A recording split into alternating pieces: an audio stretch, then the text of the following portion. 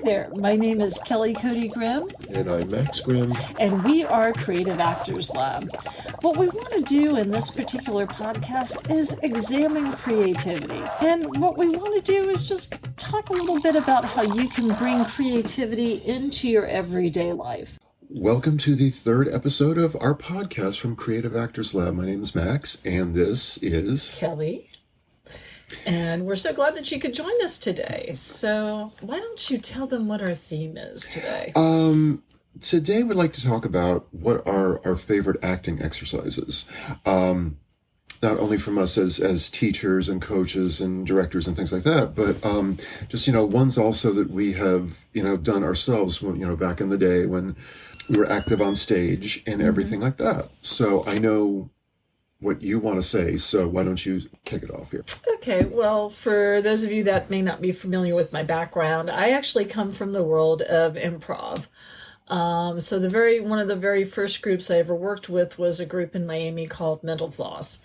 Then I started my own group also in Miami, and that was pretty cool. But yeah, it was the Eclectic Company. What was funny was people thought that it was like the Electric Company for Sesame Street. So if you're a person of a certain age, you probably also remember that Sesame Street had a thing called the Electric Company. So whenever I'd wear my Eclectic Company t-shirt, they'd think I was part of that. Then we came up to Atlanta, worked with Dad's Garage and the Basement Theater, a few others. But probably within a few years after we moved up here, I started my own group called the OTC Comedy Troupe, and we performed in clubs around town. And for me personally, what improv has really taught me is staying in the moment. And there's so many actors that's also where they got their start. Tina Fey, Will Ferrell, Steve Carell, so many. Bob Odenkirk. Yeah, so many actors got their start in comedy. One of the things that I've always learned in improv, and this is a term like blocking offers, is a fairly more recent term. When I first started doing improv, it was you're denying somebody. Mm-hmm. You're denying. So if you're coming on stage, and let's say somebody's coming on stage and they're super, super excited and they've set up the premise and they're like, hey, everybody, the Louvre is burning and we've got to go save the Mona Lisa. Well, you want to do a yes and affirm that. Now, if your partner goes, no, we're in New York and I want to get a bagel, that scene's going to crash and burn because you've got a power struggle there. And so using the power of yes and I think that's whether you're doing improv or business, there's so much to that. I mean, I think, one thing I get very conscious of when we're teaching is, really, some people get into acting, discover whether it's your jam or it's not, and for some people it's just not. But so what I become very conscious of is what I try to do is when we're teaching is that whatever exercises or whatever guidance or direction or suggestions or whatever that we're giving them, that if they decide it's kind of like, okay, for whatever reason I'm not going to act anymore, that they walk away with something that they can apply in all areas of life. Mm-hmm. And there's, I think, a big misconception that creativity is only for the arts. Yeah. At which, I mean, you need creativity in all areas of life, in problem solving, in product development, in conflict resolution.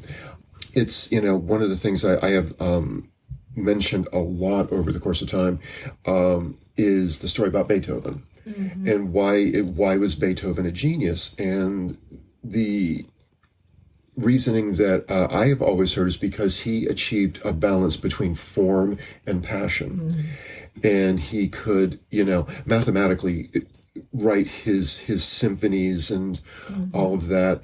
It was this very, precise mathematical order.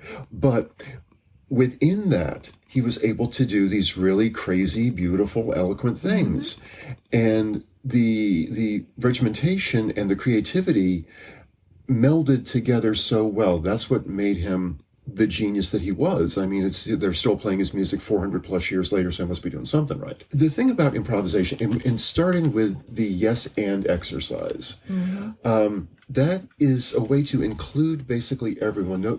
Say whatever say whatever you want to say, contribute whatever you want to contribute. And the first response is yes, and. Yeah. And it makes everyone feel included. It makes everyone, that their contribution is valuable. And what's really cool is that whatever people choose to contribute, other people take it and build upon that. Mm-hmm. And we elevate each other when we say, there's a purple elephant running down the street. Yes, and there's a big parade after him. Mm-hmm. Yes, and the trombone players are really good. And it just, we've had, especially with some of the really young kids, the teenagers in particular, that they're in this stage in their life where they're trying to establish their own identity and have their ideas and their philosophies put out into the world, and they're being accepted and they're being solidified in that what they have to say and what they have to offer in this world is important. Mm-hmm. And it sounds, for something like Yes and, it sounds really kind of superficial and overly simple. And maybe it is, but it's so valuable.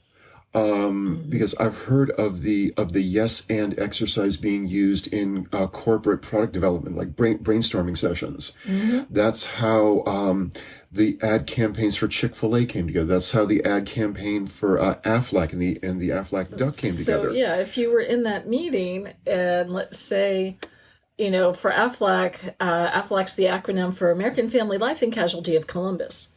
So that's quite a lot to say.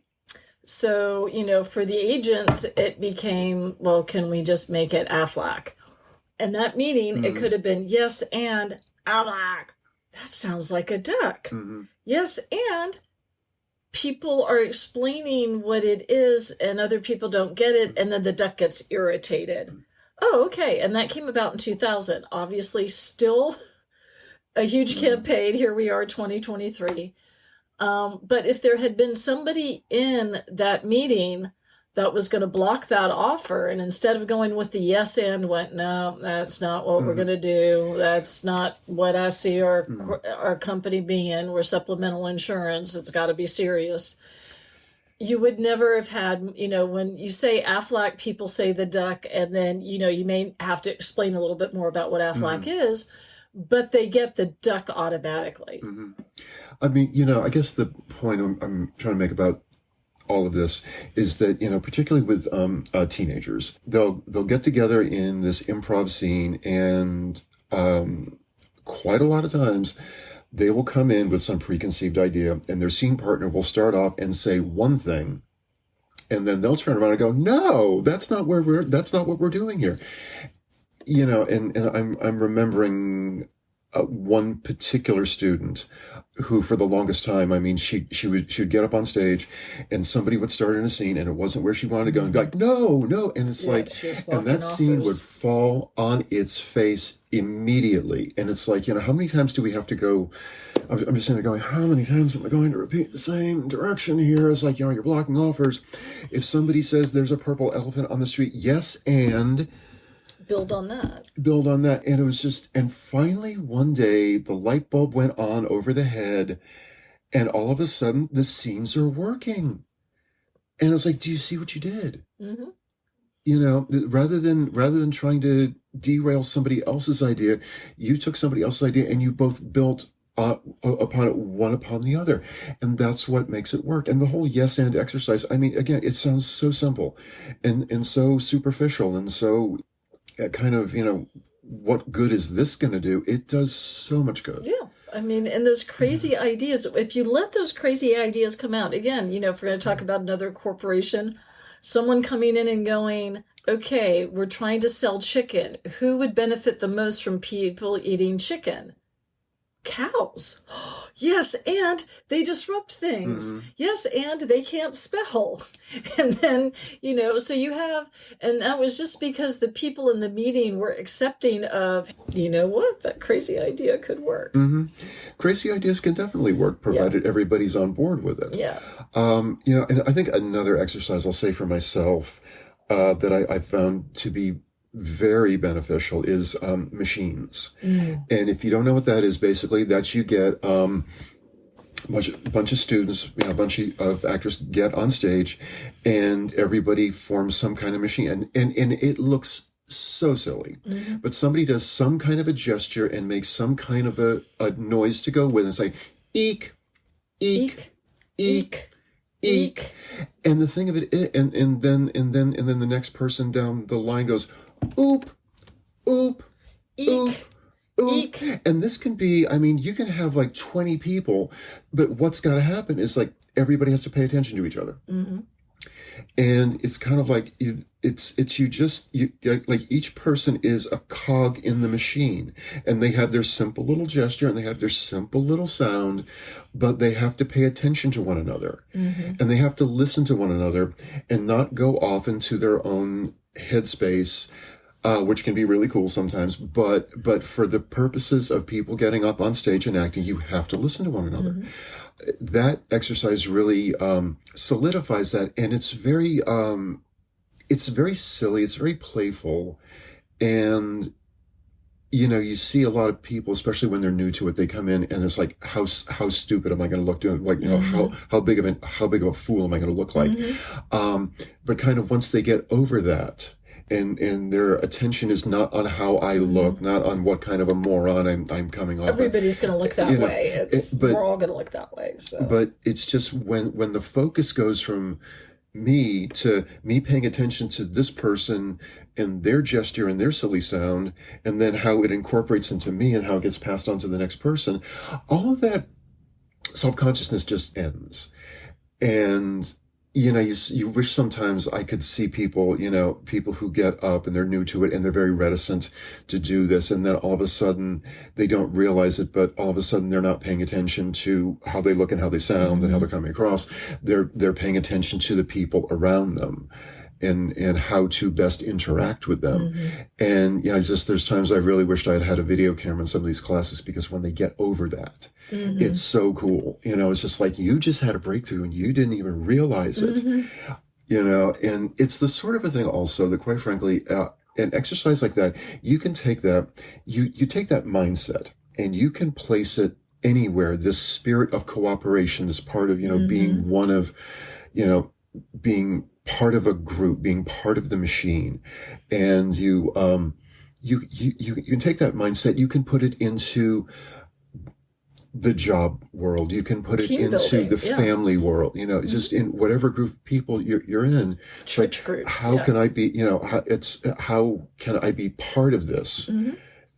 I guess like this fluidity of whatever it is that you're working on, be it a play or a TV show or a job, or, a part of any kind of a group that has any sort of a purpose and a focus and intention. And the thing about it is also about that exercise in particular, but so many other things in acting, is that they are very playful and they're very childlike. And if you've had me as a teacher at any time, I most likely have said basically what so much of acting is. We are telling stories and we're playing make-believe, just like we did when we were kids. And, once you strip away the auditions and the learning the lines and the costuming and the rehearsals and the this and that, at the base of it, that's what this is, and so many of these exercises, I mean, they come across, they are children's games. We're just, we're able to, take them and put them into the realm of acting, and then not just acting. You can, I've been, stomping around the earth for a good minute here, and I've seen so many things that, I've learned as an actor or that I've done as a director, and then I'm out in the world doing something that has nothing to do with any of this, and all of a sudden I will do something and it's successful. It's like, oh, that's because of this or that acting exercise, and something like machines and yes and. I find myself doing that a lot. When you open yourself up to those possibilities, all of a sudden, I think the universe just jumps in and goes, "Hey, you've got ideas," and you're not blocking those ideas, and then that's where things creatively really can open up for you when you're not blocking offers to yourself in a creative way. And the thing I think also just in, playing of games and the playing make believe, I really like the word neuroplasticity. It's got all these syllables and it's really fun to say. And you say neuroplasticity, and they go, that guy's a smart guy. He knows how to use big words. But but so many acting exercises, that's the sort of, at the core of it all, that's the talent that you're developing, is the flexibility of thought to get out of these different thought patterns that we just get so used to. We just think of things the same way over and over and over again. And when you just kind of allow yourself to be playful, like when you're a child, it sort of works its way into so many other ways that you think about things and the ways that you perceive about things from these very simple, silly acting exercises. Absolutely. The other one that I know you wanted to talk about was emotions. Yeah. And actually, we're going to take a break, and then we will come back and talk about a few more of our other favorite exercises. All right, so we are back. So emotions. And we like to, and this is something, again, we also like to coach people on presentation skills. We do improv for business as well. And this is a good one, again, whether you are an actor doing an improv scene, whether you're doing lines, or when you're doing a presentation. Probably the worst thing you can do is get into a memorization pattern that has you doing the same kind of emotion, flatline. And inflection. It gets very monotone. And, after a while, and then probably the worst thing that you can do, and we'll also talk about doing the library. Oh, yeah. But probably one of the worst things that you can do is, particularly if you're doing a presentation, you've got your PowerPoint back there, and you are just reading your bullet points, slide after slide after slide. Because what ends up happening is the people watching this are going, you could have just emailed me this. And particularly if it's a very monotone. So what we like to do is just take, and actually I have some of these here, like, emotions in the class. And so, we'll have them say sad, angry, surprised, anxious. I'll have them start with their monologue, or maybe we'll even have them start with their presentation. And we'll say, okay, just start regular. At some point, I am going to yell out an emotion. I want you to continue in that emotion and then keep going. And what we'll tell them is, it's going to seem counterintuitive. And you're not sure if it's going to fit there, but just commit to the emotions. And what you will find is you're going to get levels that you wouldn't have found before. You're also not going to be caught in a memorization pattern because you've just gotten, and I find for sometimes kids, this exercise is a little more difficult for them because they're so used to learning by rote. These are your facts. This is what you've got to remember for math class. This is what you got to remember for English class and things like that. So they're way more likely to go, no. Adults sometimes too, but I find that adults are a little bit more because they're not having to memorize things by rote as much.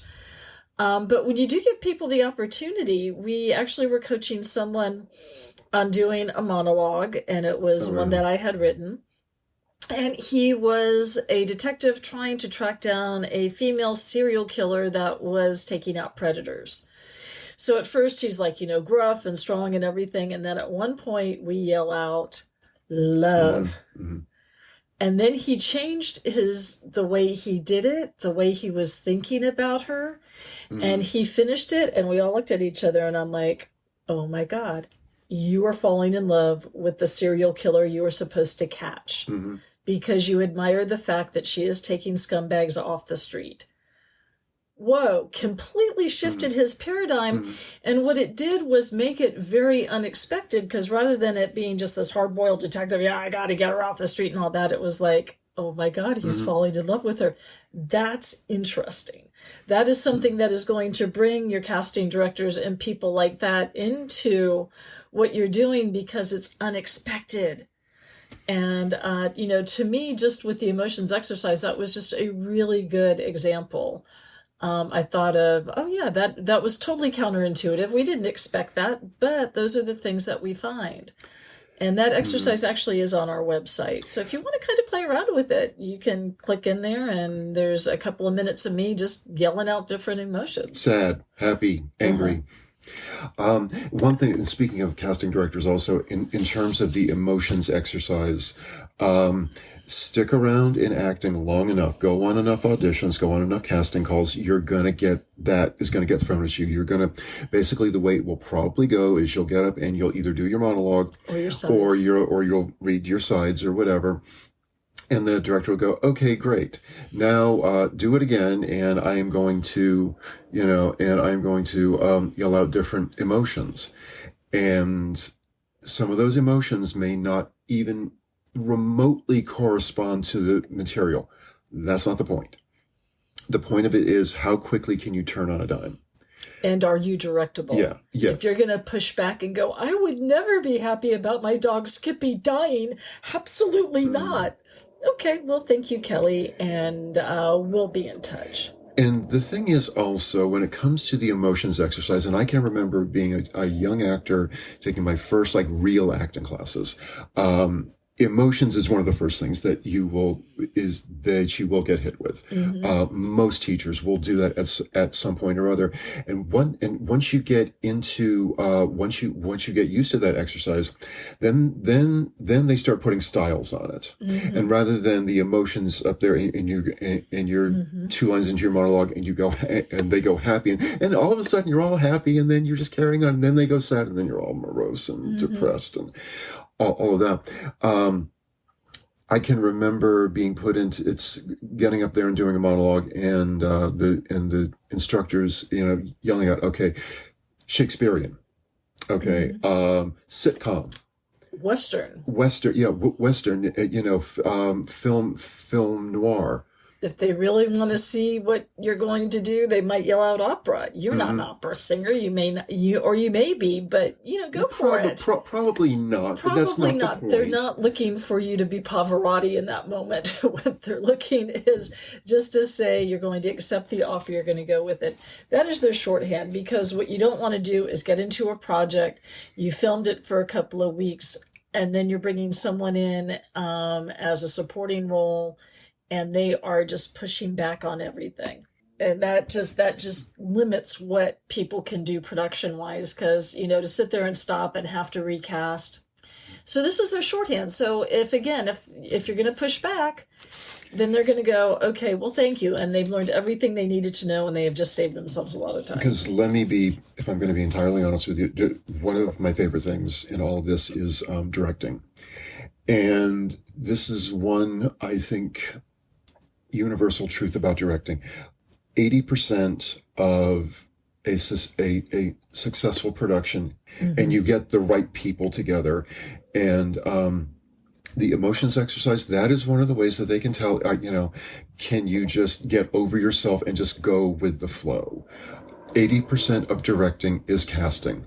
And honestly, if you don't have the right cast, it's just not going to be as good as it possibly could be. And it's just, and sometimes level of experience is not really the indicator. It's just, what is your work ethic? How flexible are you? Are you a team player? Because you and I have both been in a position where we've directed and gone, I would rather have someone with less experience who's going to jump in and do the yes and be a team player than someone who has more experience, is going to be trying to give the other actors direction. That's another thing you want to avoid. Don't ever do that. Don't sit there and go, okay, I need you to say it like this so I can say it like that. Because that's the way I've had it in my head. Do not do that. Again, that's another thing that emotions does. It also lets the director see, are you going to be set in your interpretation? Or are you going to be able to zig and zag? Because they may try it a few ways. And sometimes what you see on sets is the director will go, you know what? I think we've gotten what we wanted. Why don't you guys just do a couple of takes just, for yourself? And whether they end up using it, and sometimes they don't, but I think for the directors, it's like, I want them to feel like there's a contribution here, that they get to try something different with this character, which we may end up using, or you know what? I might see something that we might incorporate in another scene down the road. I want to say one more. Actually, there was this. We were teaching some kids, and lo and behold, Uh, we didn't know this was going to happen, but all of a sudden we got hit with like this whole other group of kids who were, I think, 5, 6, 7 years old. I think we even had a couple of 4-year-olds in there, but it was like surprise. And I We were had teaching teens and preteens. yeah, and and I had maybe just in doing the research for this class, prior to this, I came across these exercises, and one was called jungle, another one was called spaghetti. And basically, we got these little kids in there, and I'm kind of like, it was completely unexpected. And I kind of went, okay, smart guy, what are you going to do now? And I remember I had this little group of adorable little kids, and I'm kind of standing there scratching my head going, what am I going to do here? And I just started going, okay, you are now a very calm lake. And all these little kids, without even thinking, just started going, and I looked and I went, oh my God. And I went, okay, and now the weather's getting really hot, and this calm body of water that you are is now starting to turn into steam and go up to the clouds. So you're now turning into water vapor, and they all start going, ooh. And then you get up in the clouds and everything, and now everybody's up in the clouds, and now we're going to turn into rain, and these little kids will start going, and the teens too. I mean, everybody was accepting those offers. And there was so cool. There was no hesitancy. There was no, what is my motivation to be a raindrop? There was none of that. It was just pure play, imagination, and it was one of the coolest things because, afterwards I remember this one little girl, cutest little girl, her name was Mina, if I remember correctly.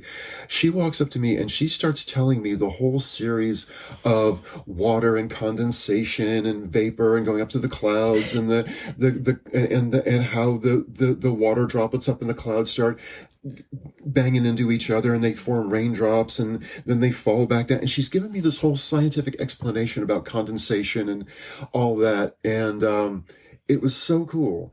And I think she was like 6. Yeah. Which was also kind of blew my mind. I'm like, well, you should be a meteorologist when you get older because you got a good handle on that. And then she started, and then I said, okay, so that works. So then we tried spaghetti. And that's where you break the kids up into groups. And it's like, okay, you guys are a pot of water. And, and you're just going on the stove now. We're going to turn on the heat. And now you're going to start to get kind of warm and you're going to get bubbly. And these kids are basically pretending like they're water that starts from cold and gets bubbly and boiling. And they're all jumping around like this. And then it's like, okay, and now you group over here, you are spaghetti. So these kids are all very, tense and sitting there and just like a piece of uncooked spaghetti. And that group of kids goes into the middle of the boiling water. Then they start getting all loose and everything like that. And now we're going to pour the spaghetti out onto the plate and everything. And now you guys are the marinara sauce. And then this other group of kids comes in and they just sort of they just kind of splash across the floor like they're marinara sauce. Okay, now you guys are the meatballs. And so these kids come in like a bunch of meatballs and they plop down. Now you guys are the Parmesan cheese. And they just pretended like they were Parmesan cheese. And it was the coolest thing. And there was no judgment. There was no preconceived ideas. There was no, what's my motivation? It was just outright play. And I wish so many adults, whether they want to be an actor or not, if they're just given that opportunity to just play and use their imagination and not have to, analyze and as kids, when you were king of the mountain and you jumped up to king in the mountain, in your mind, you were king in the mountain. And then when we talk about storytelling, we'll end with this last exercise that I like to do. And again, we do this with adults and we do this with kids. It is called the library. So behind you, I'll start off is the world's biggest library. And I want you to pick out a book. And they'll pick out a book. And I'm like, okay, think about how heavy it could be. Is it a little paperback or is it a very thick book?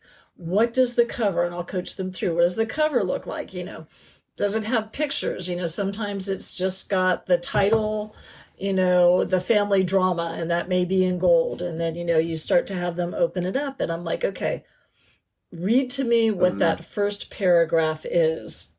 in that book. And so they'll start to, I mean, and at first they'll be like, and then I'm like, you can see it. Just look down, and all of a sudden they're telling me what that first paragraph was. And then I'll go, okay, so let's kind of thumb through. And this is actually also a really good exercise for writers. But let's thumb through. Okay, so what's happening in the middle? We've got in the beginning, what's happened to your character in, let's say, the books, again, the family drama. So what's happened in this family drama in the middle of the book? And they'll explain that a little bit more. And I'm like, okay, great. Now we're going to go to the very last page and we're going to look at the last couple of paragraphs. What has the hero learned in this last little bit? And they'll go ahead and tell me that. And so we'll just kind of finish and I'll go, that was really good. Yeah. Now, is this something that you were working on or something that you just made up? And either way, it's okay because, you know, if it's something that they've been working on, I'm like, that's really cool. You need to develop that, you know, whether it's just with a blog, you know, just typing, whether you're just going to journal as that character, you know, develop that idea because it's so good for your brain rather than jumping through a rabbit hole of depressing news. And then if it's something they're like, I just came up with that. And I'm like, work on it. But what I love is just, and little kids will come up with this was a picture book. And what's interesting is they're not blocking the offer. They're telling themselves yes and to come back to yes and. And there's just this like, I just created that. And I'm like, yes. Because when you don't tell yourself, no, that's a bad idea, that's a bad idea, that's a bad idea, all of a sudden the universe has all these ideas around you and it's like, oh, there's an opening. And they're not blocking their own offers. They're not self-censoring. They're not self-censoring. And all of a sudden I'm like, you know, it's just good for your soul if you take that time. And I mean, I know I need to set more time, even though I am a writer, to myself. But when I sit there and my birthday was recently and my goal was to finish a pilot script that I was working on, I finished it. And then I stepped back and I'm like, okay, it's still, I'm going to have to massage it. But I got the character to the end of their journey in that particular episode for the pilot, and yay. And I just really, I felt good for me. I felt good for what my main character needed to do. And that's where in business too, when we're talking about the PowerPoints not working, know your story. You are the only one on the planet that if you have used this product or you have that life experience. And trust me, if you've done presentations enough, your PowerPoint projector's not going to work the way, so the program's not going to load, whatever is going to happen. Have that story. People remember stories more than they do bullet points. And if you have that compelling story, that will take you. So whether you're an actor, just, you know, kind of playing around with ideas, a writer, or somebody who's just trying to do some good sales, or just doing a presentation or a TED Talk. You don't see people doing TED Talks that have, you know, PowerPoints. They're telling their story, and then that's what gets them up on stage. So, but just when I see their face and their eyes change, it's like, oh, I did that. And I'm like, yeah, you did. You keep working that. That was a good idea. I have yet to hear a bad idea because you're letting your imagination go. And it's so cool because you have these people who, you know, especially people who were really new to it. And when they get it, or when they start, particularly in that exercise, when they start telling the story that they're coming up totally, you know, off the top of their off the cuff, you know, just on the fly like that. At some point or other, when all of that self-consciousness or this, you know, I don't know what I'm doing, deer in the headlights kind of, at some point that goes away. And you see this whole change of their expression, the whole change of the way they move and speak and present themselves. And then after it's over, they kind of just you just look at the person and go, you just had a breakthrough. And you weren't even aware that you were having a breakthrough until it's over. You know, and just to see people have those breakthrough moments. And then they realize after the fact that they just had a breakthrough moment, and just the demeanor that has changed in just a period of several minutes. It's just one of the most rewarding, cool things to see as a teacher. Yeah. That's for me, that's the yay moment, the aha moment, whatever it is like we're both having aha moments, which is I just came up with something and I'm being affirmed that it was a good idea. And it's like, stop blocking your own offers. We all have really good ideas, but we get told over and over again that is not a good idea.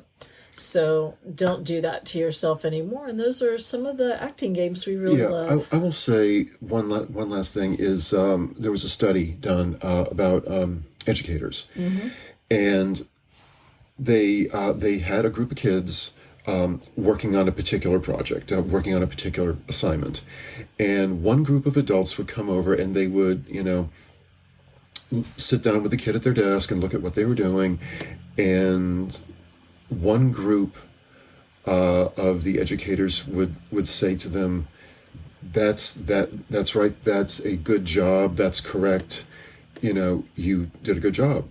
Then a second group of educators come in, they just look at whatever the kid's doing, don't say a word, and when it's over, they give the kid a high five.